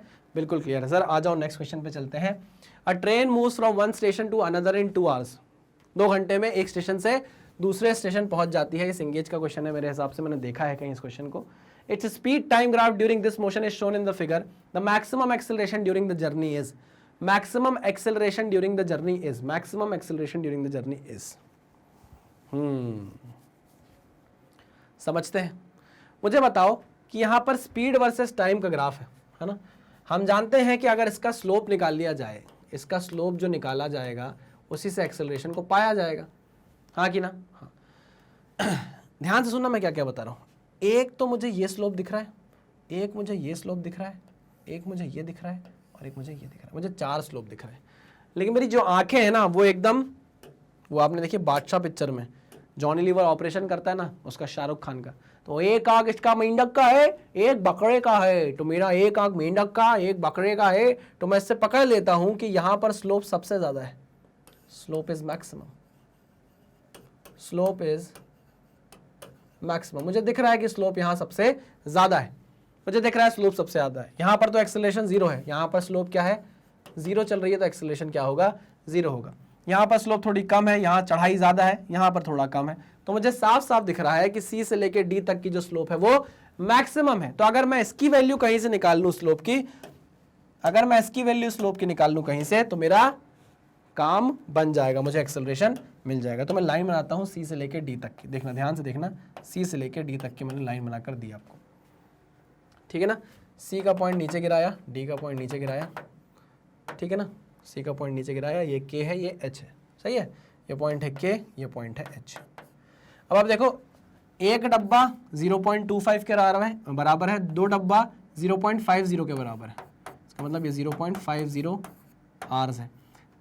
ये 2 डब्बे हो गए, 3 डब्बा मतलब कितना, ये हो जाएगा 0.75 आर्स के बराबर, और ये 4 डब्बा मतलब यहाँ पर हो जाएगा आपका 1 आर। फिर ये है आपका 1.25 और ये है आपका 1.5। समझ रहे हो कि नहीं समझ रहे हो? तो हर जो एक डब्बा है वो आपको 0.25 आवर्स दिखा रहा है, ठीक है?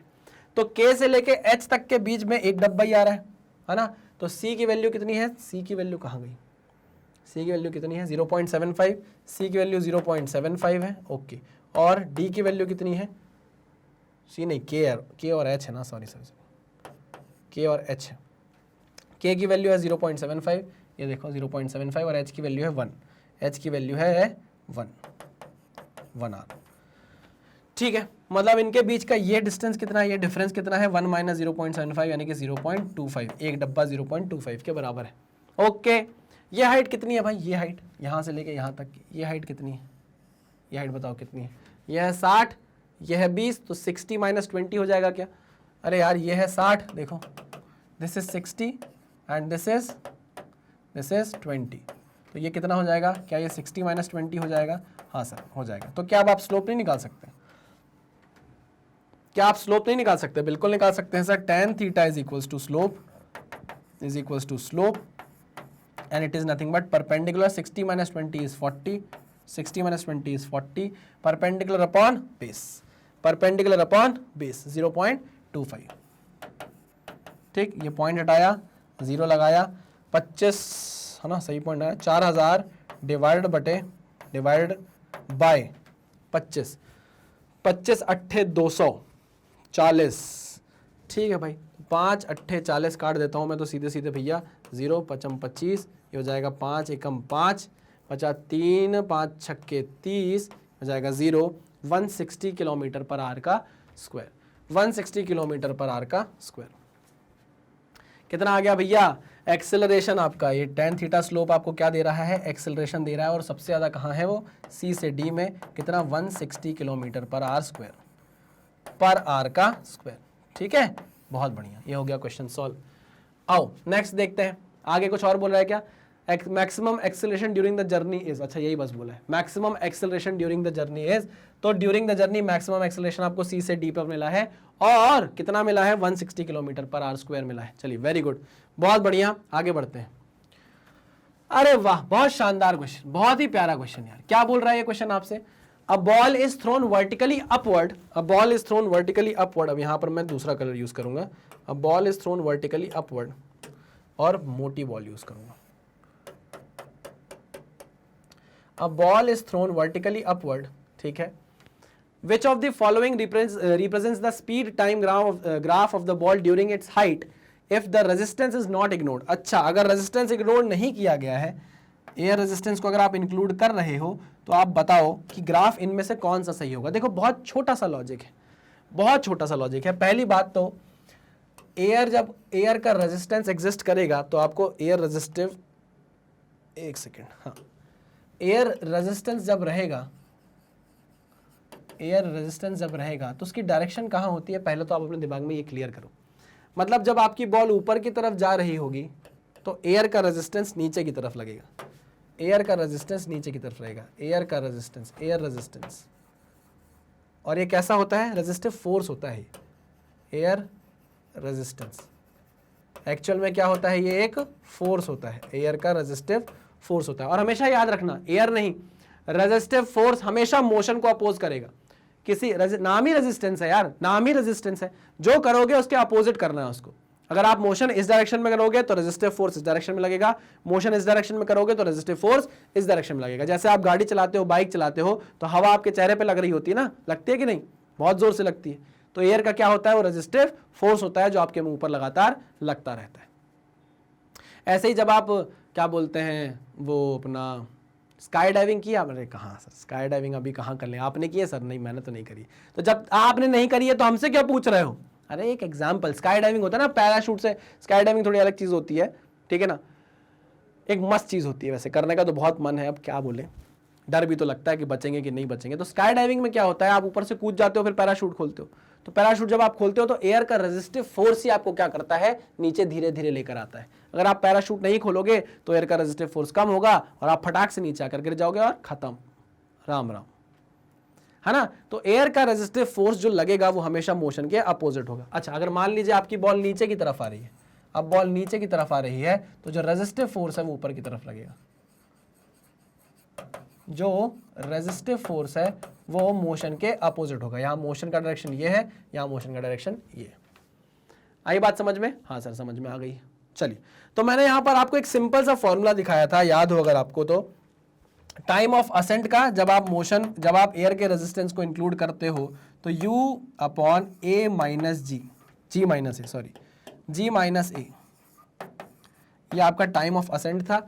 और T2 मैंने आपको बताया था U अपॉन जी प्लस ए, है ना। और मैंने आपको ये भी बताया था कि जो T1 होता है वो T2 से क्या हो जाता है, कम हो जाता है। Time of ascent time of descent से कम हो जाता है, क्योंकि डिनोमिनेटर छोटा हुआ तो ये बड़ा हो गया, है ना।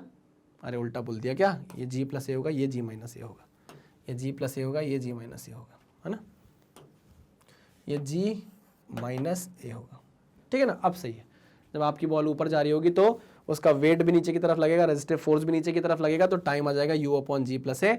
और जब आपकी बॉल नीचे आ रही होगी तो रेजिस्टिव फोर्स ऊपर लगेगा, मोशन नीचे होगा, वेट भी नीचे की तरफ लगेगा, ठीक है। तो T2 is equal to U upon G minus A, T1 is equal to U upon G plus A. यहाँ पर डिनोमिनेटर ज्यादा है तो T1 की वैल्यू कम हो जाएगी, यहाँ डिनोमिनेटर कम है तो T2 की वैल्यू ज्यादा हो जाएगी, इसलिए time of ascent time of descent से कम आता है, ठीक है, ओके। और अगर एयर का रेजिस्टेंस इग्नोर कर दिया जाए तो T1 किसके बराबर होता है, T2 के बराबर होता है। देखिए मेरी बात समझिएगा कि जब एयर का रेजिस्टेंस हम इग्नोर कर देते हैं ना, तो जो V वर्सेस T डायग्राम है वो कैसा बनेगा, एक बार नजर डालेंगे उस पर, V वर्सेस T डायग्राम कैसा बनेगा, एक बार उस पर नजर डालेंगे। देखिए T इज इक्वल टू 0 पे आपने कोई वेलोसिटी से फेंका होगा, T इज इक्वल टू 0 पे कोई वेलोसिटी होगी, ठीक है। तो यहाँ से हमारा ग्राफ चालू होगा, एक्सेलरेशन लगातार माइनस जी का बना हुआ है तो वो वेलोसिटी को कम करेगा, ऊपर जाते जाते वेलोसिटी कम होगी। एक्सेलरेशन कांस्टेंट है तो इस ग्राफ का स्लोप क्या होगा, कांस्टेंट होगा, लेकिन नेगेटिव होना चाहिए, ठीक है। तो कुछ ऐसा बनेगा, यहाँ तक आएगा इस तरीके से, वेलोसिटी कम होती आ रही है, कम होती आ रही है, पॉजिटिव है बट कम होती आ रही है, पॉजिटिव है बट कम होती आ रही है, और एक टाइम आएगा जिसपे वेलोसिटी 0 हो जाएगी, वो टाइम क्या होगा, टाइम ऑफ असेंट, ठीक है ना, ओके सर। इतना ही टाइम, अब क्या होगा, जैसे ही ऊपर पहुंचेगी वहां पर वेलोसिटी 0, और एकदम से नीचे जैसे बॉल आने लग जाएगी तो आपकी वेलोसिटी बॉल की बढ़ने लग जाएगी, वेलोसिटी वापस बढ़ने लग जाएगी, हाँ कि ना, नेगेटिव डायरेक्शन में। किसमें, नेगेटिव डायरेक्शन में। तो ये देखो कुछ ऐसा ग्राफ बनता है ना। आई मेरी बात समझ में? हाँ सर। अब लेकिन यहाँ पर स्पीड वर्सेस टाइम ग्राफ की बात हुई है, किसकी बात हुई है, स्पीड वर्सेस टाइम की बात हुई है। देखिए स्पीड कभी नेगेटिव नहीं हो सकती, स्पीड कभी भी नेगेटिव नहीं हो सकती। तो अगर स्पीड वर्सेस टाइम ग्राफ की आपसे बात करेंगे ना, तो आपको इसकी मिरर इमेज बनानी पड़ेगी, मतलब इसको सीधे ऊपर ले जाओ यहाँ पे। आई मेरी बात समझ में?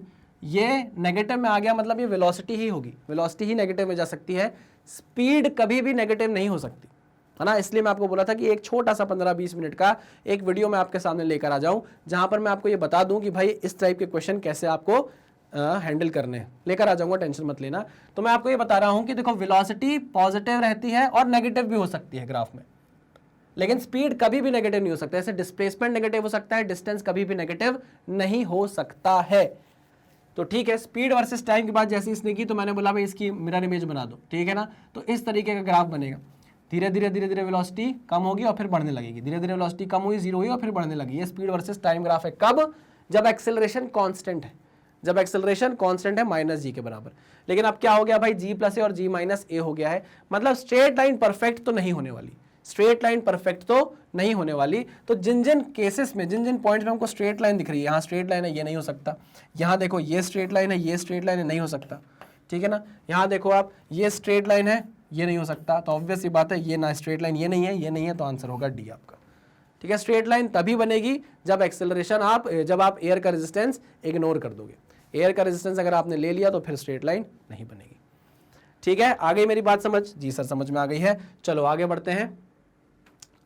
Next question. A particle starts from rest and moves with constant acceleration alpha. After some time it retards with beta and comes to rest in time t. अब आप खुद देखो, मैंने अभी आपको बताया था कि जब भी आपकी कोई बॉडी मोशन में आएगी, चलती रहेगी, एक्सेलरेट करती रहेगी, वेलोसिटी बढ़ाती रहेगी और किसी पॉइंट पर जाके ब्रेक लगाएगी और रिटार्ड कर देगी, तो आपको वो क्वेश्चन ग्राफ से सॉल्व करने की कोशिश करना है, ठीक है ना। देखो वैसे ही क्वेश्चन आ गया है। Okay, maximum velocity find out करनी है, एवरेज वेलोसिटी फाइंड आउट करनी है, टोटल डिस्टेंस और टोटल डिस्प्लेसमेंट फाइंड आउट करना है। टोटल डिस्टेंस और टोटल डिस्प्लेसमेंट फाइंड आउट करना है। इस क्वेश्चन में 2 पार्ट तो मैं करूंगा, तीसरा पार्ट आपको मैं दूंगा दिमाग चलाने के लिए। ऐसा मत करना कि सब सर आप करा दो, सर सब आप करा दो। चलो तो उसको ग्राफ से सॉल्व करने की कोशिश करेंगे। क्या बोल रहा है? Particle starts from rest and moves with constant acceleration alpha, ठीक है। Starts from rest, V versus T diagram बना रहे हैं, ठीक है ना। Starts from rest and moves with constant acceleration alpha. तो देखो लगातार वेलोसिटी बढ़ रही है, ठीक है। लगातार वेलोसिटी बढ़ रही है, ये बढ़ गई, अरे ये लगातार वेलोसिटी बढ़ी, ठीक है ना। यहां पर आगे आपने क्या मार दिया भाई, ब्रेक मार दिया। किस एक्सेलरेशन से बढ़ाया आपने लगातार, किस एक्सेलरेशन से? कांस्टेंट एक्सेलरेशन चल रहे हो आप, अल्फा एक्सेलरेशन से, ठीक है ना।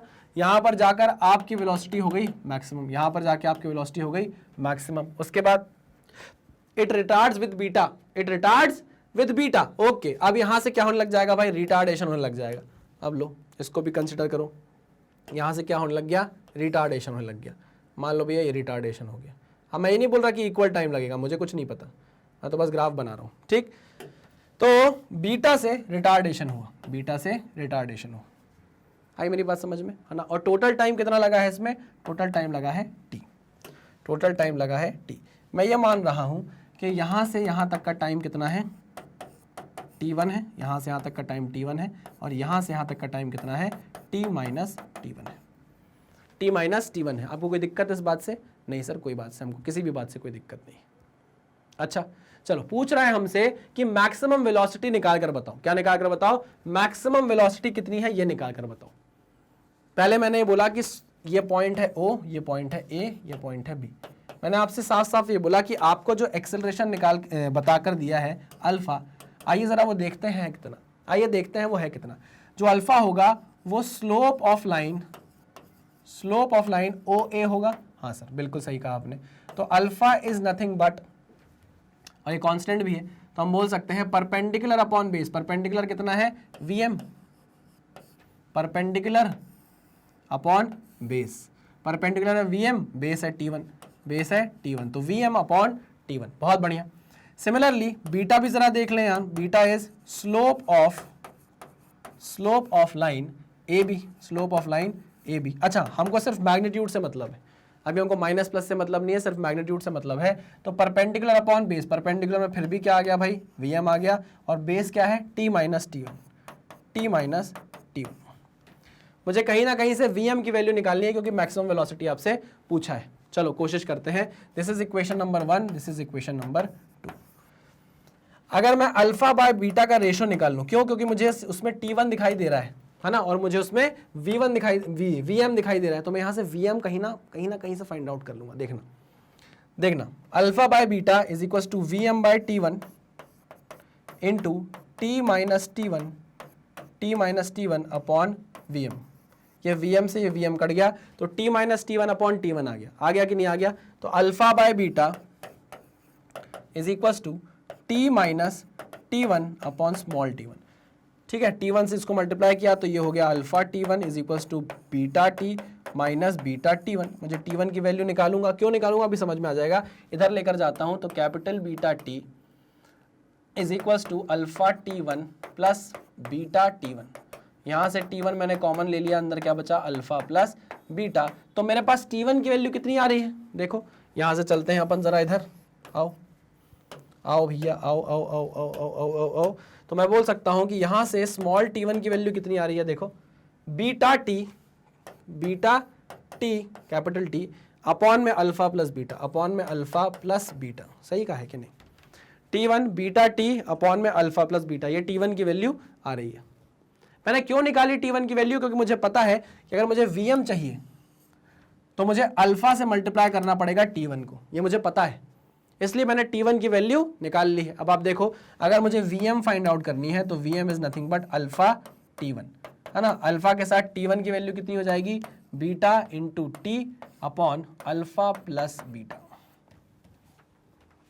क्लियर है? तो Vm की वैल्यू आपने निकाल ली, Vm is equals to alpha beta T upon alpha plus beta. सही लिखा है कि नहीं लिखा है? Alpha into T1, alpha into T1 की वैल्यू पुट कर दी है। ठीक है, सही है ना। चलिए बहुत बढ़िया, ओके।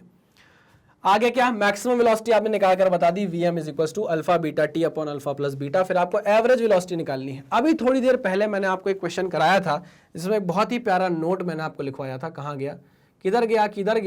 किधर बैठे हो चुपके तुम? ये देखो, वी एवरेज। इस तरीके के क्वेश्चन में जब आपकी बॉडी एक्सेलरेट करेगी और रिटार्ड कर जाएगी, इस तरीके के क्वेश्चन में अगर आपसे एवरेज वेलोसिटी पूछ लेता है तो वो मैक्सिमम की आधी होती है। क्या होती है? मैक्सिमम की आधी होती है। मैंने अभी आपको समझाया था। तो लो भाई आ जाओ, अब आपसे एवरेज वेलोसिटी पूछी, एवरेज वेलोसिटी क्या करो? इसकी आधी कर दो। Average velocity is nothing but Vm की आधी is nothing but alpha beta capital T upon twice of alpha plus beta, ठीक है। Next, total distance and displacement. Total distance और डिस्प्लेसमेंट, अब ये आप निकालो यार। कैसे निकालोगे टोटल डिस्टेंस और डिस्प्लेसमेंट? कैसे निकालोगे? मुझे बताओ, क्या डिस्टेंस और डिस्प्लेसमेंट अलग अलग होंगे इस केस में? है ना, बताओ मुझे, क्या अलग अलग होंगे इस केस में? अरे भाई, स्ट्रेट लाइन मोशन है, आपका ये पार्टिकल है, ये बॉडी है, ठीक है, ध्यान से सुनना। चल रही है, एक्सेलरेशन है अल्फा इसके पास, यहाँ तक पहुंची, इसके पास मैक्सिमम वेलोसिटी आ गई Vm। फिर उसके बाद बीटा रिटार्डेशन के कारण क्या हुआ?